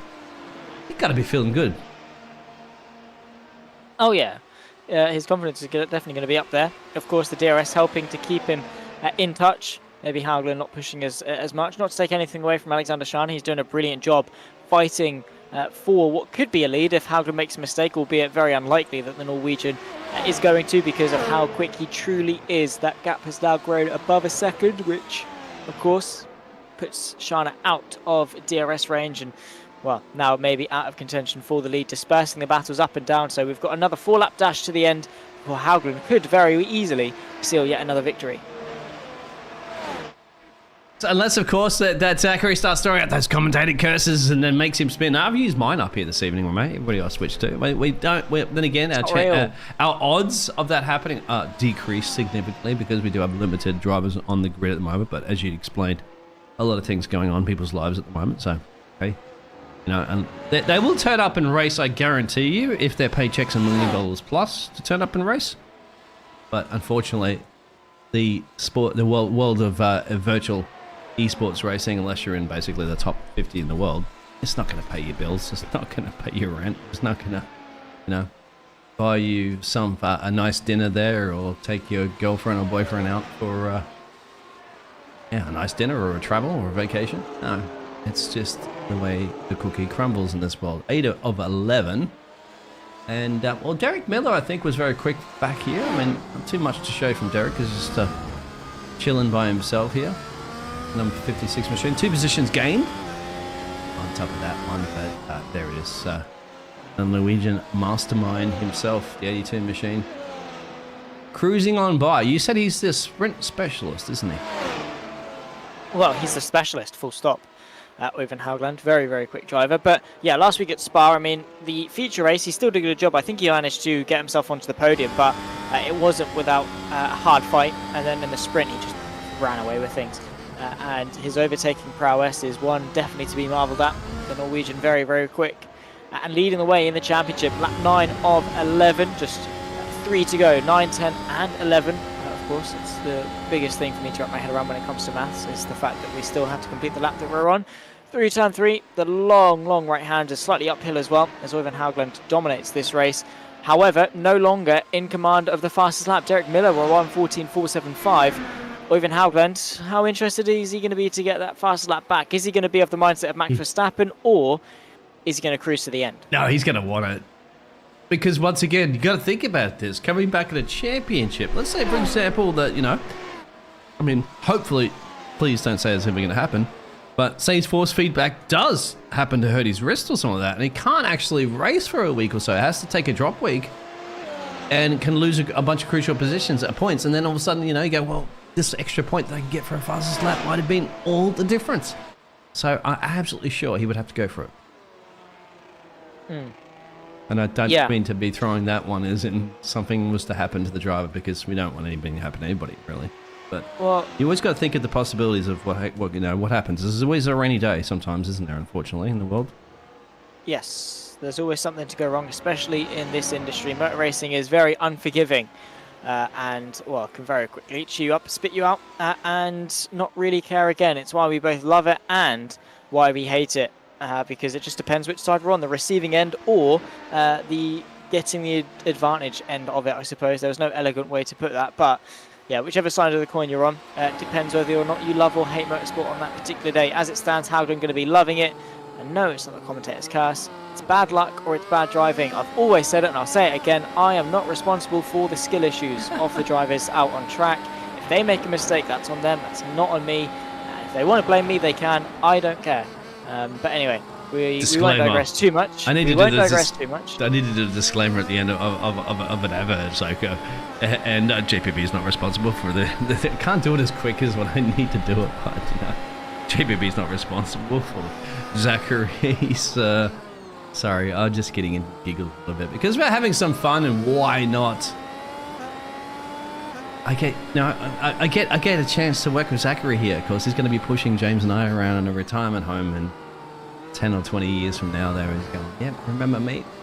I'm now the #1 commentator in the world, and we're enjoying this. And this man will be enjoying the finale lap there because he's got a 2.5 second gap. And I have to give it to Alexander as well. I think Alexander's driven absolutely amazing. He's didn't have the best race. I think finished absolutely plump last, but still, at the moment, P2 with the reverse grid, and P2 with a reverse grid is pretty good considering he had some Top Guns out early. Yeah, he's done a really good job as Alexander Sharner.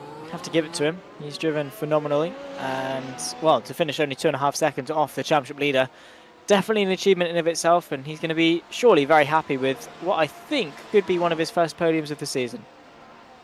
And a podium is a podium. Just don't break the trophy.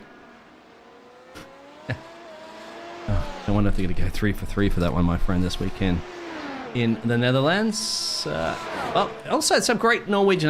Real quick there, why you got a little bit of dying time there? Name me, Mr. Zachary, three racing tracks in Norway. Go. Rudskogen is in Denmark, so that's a no-go. I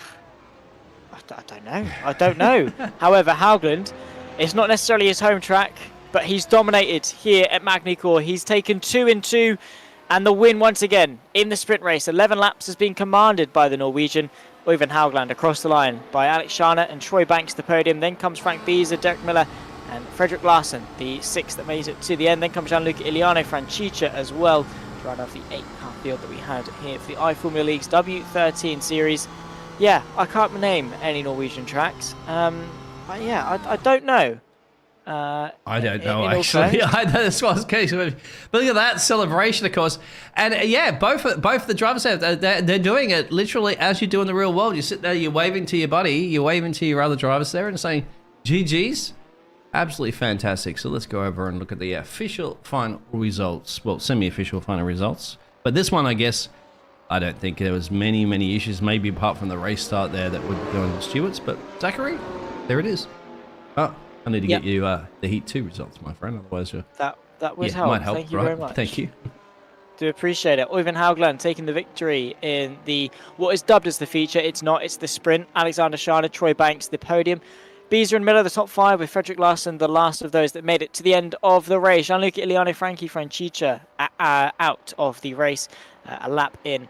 Gianluca Iliano, of course, losing a ton of points in the championship to Øyvind Haugland, which is not the way that he would have wanted to round off this evening of racing action. But, Dean, in a few weeks' time, of course, we'll be heading our way out of Magny-Cours. September 9th, we'll be heading to the Autodromo Nazionale Monza, of course, for the Italian Grand Prix, round number 6 of the iFormula League Championship. And well, Monza's a great circuit and should be a lot of fun. Oh, every time I go to Monza, I just go back to the old Schumacher Ferrari days, of course, because you had to hear the national anthem of Germany, and then you had to hear the Italia. Unfortunately, Giannicola the Italiano won't be singing that one. But hey, that's going to be his home track, mate. So he's definitely going to be slicing up some pineapple to put in his pizza and getting that Tifosi and those grandstands packed, as Monza is coming. Monza's coming. It is indeed fast. Yeah. See. We are now just asking the drivers to jump in for the interview if they wish to. Of course, they might not want to talk to us. They might hate us. I don't know. I can see Alexander Sharner in the broadcast rating room. We'll jump to him in just a second as we will see if anyone else wants to come and have a chat with us. And, well, we have also got Øyvind Haugland jumping in and more. Derek Miller, they're all flooding their way into the waiting room. So while we wait, I suppose we'll go with Derek Miller first. Derek, thank you for joining us. First of all, well done on what was a very successful first race with second place. But that pole position lap, that's 6.5 tenths quicker in the end. That was a sensational bit of pace, which is unfortunately not translated to the win that maybe you would have wanted to in the race. Yeah, I mean, that pole was a good lap. I didn't expect to be quite that quick, but just in the race, too many small mistakes and a few big ones just kept me out of it. But it was good. I had better pace than I was expecting, so I'm happy with it. Yeah, of course. There's nothing to shy away from. It was a very good race indeed. The sprint race as well, a top 5. Good points for sure. And going toe-to-toe with Oyvind Haugland definitely must have been quite a surreal experience in of itself. But in a couple of weeks' time, the 9th of September, we'll head over to Italy for round number 6. You feeling confident around the Templar speed? Not so much. I haven't had a lot of pace at that track a lot, but I haven't run this car around it either, so we'll see. But that one's one I'm not sure what to expect at. Well, it is always one that's unpredictable. We'll always throw a curveball at you. So, of course, best of luck for that. Before we let you go, Derek, is there anyone you want to give a shout out to in the YouTube chat?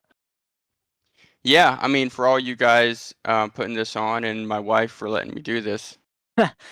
Yeah, she's the boss. I'm sure. I hope you're not going to be sleeping on the sofa this evening because of the sim rig, but you're all good. Well done to you. Thank you for joining us, and well, hopefully we'll see you back in a couple of weeks' time. Yeah, thank you.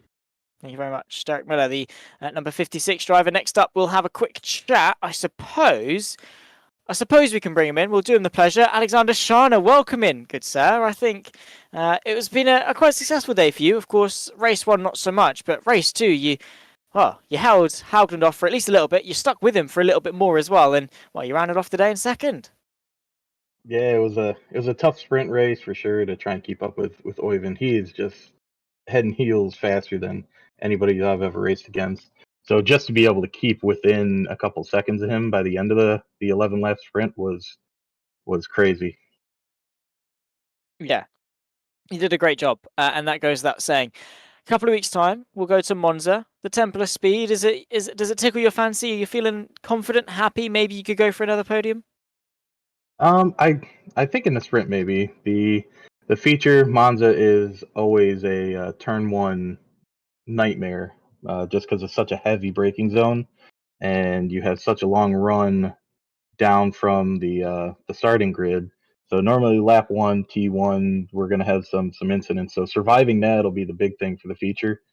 For the sprint, I think we're going to have, the same thing. People are going to get a little wrecked out, and whoever survives is going to have a good race. Whoever doesn't is going to have a hard time catching up at the temple of speed. Oh, for sure. Slipstream is going to be a huge thing. That DRS train, I'm sure, we'll come to expect. And, well, maybe qualifying will be a little bit interesting as well with a couple of shenanigans along the way.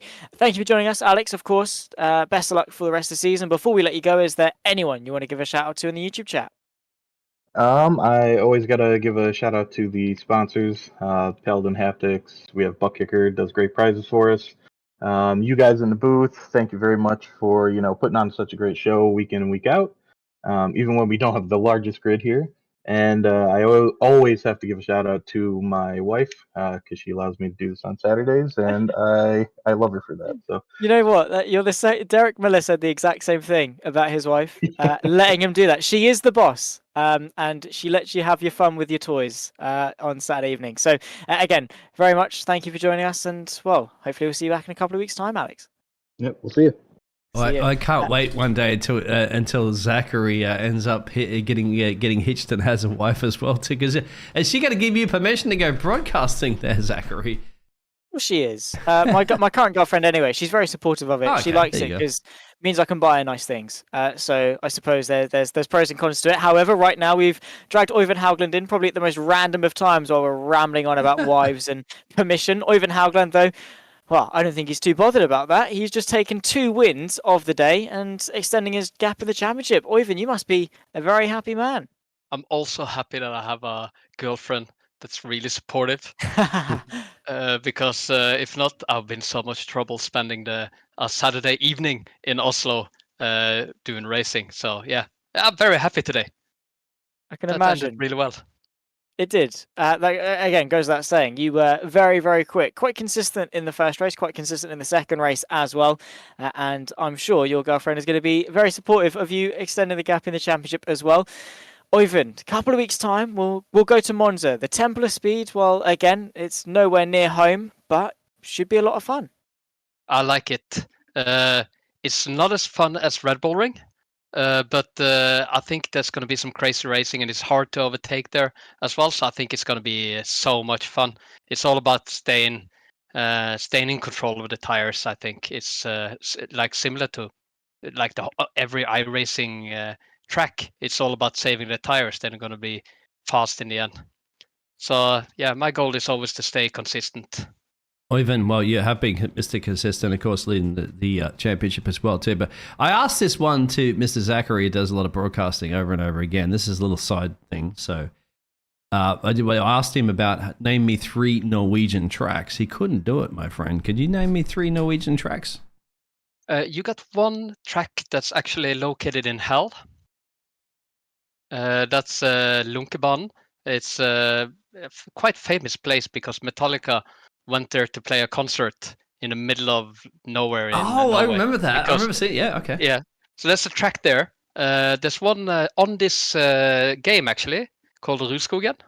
Oh, that is in Norway. Okay, I thought it was in Denmark. Zachary. Okay, cool. Okay, yeah. Cool. I Yes, knew that one. one. I knew one. Yeah, I'll take you that. got that one. And then there's a couple of tracks in Vinstra. That's summer and winter racing. But there's quite a few, but not that many, and mostly for motocross. Anyway, Awesome. thank you. Yeah, that was a question I had. Yeah. Go ahead, Zach. Yeah, you go. cheers, Oivind. Yeah, again, always good to jump you into the booth because you know what you're talking about, funnily enough. And you also are leading the way in the championship. As I say, you extend the points gap back to Gianluca Iliano. You must be very confident now for the rest of the season. Could you come back on top? Yeah, I think I'm quite confident, but I do know we're going to Italy. And there's a certain person that's my competitor that's from Italy. So I know he's going to be blistering quick there. Also, Derek is showing so much pace, like you saw his qualifying today. So I think it's going to be really, really tight.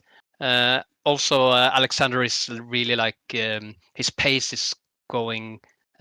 He's pushing his lap times way down. So I think it's going to be closer in the future, to be honest, and more fun. Hopefully so. Well, we're looking forward to talking through all of the action. Oivind, before we let you go, is there anyone you want to shout out before we let you go? And I'm sure your girlfriend's going to be number one. She's always number one. Also, I look forward to having Yair back, my teammate. As always, the legend. And just it's so cool to race with everybody. And I see people are trying to race clean, and the lapped cars are keeping it smooth. And so it's so much fun. Thank you so much for doing the podcast, and thank you so much for organizing this league. It's so fun to be able to race like this.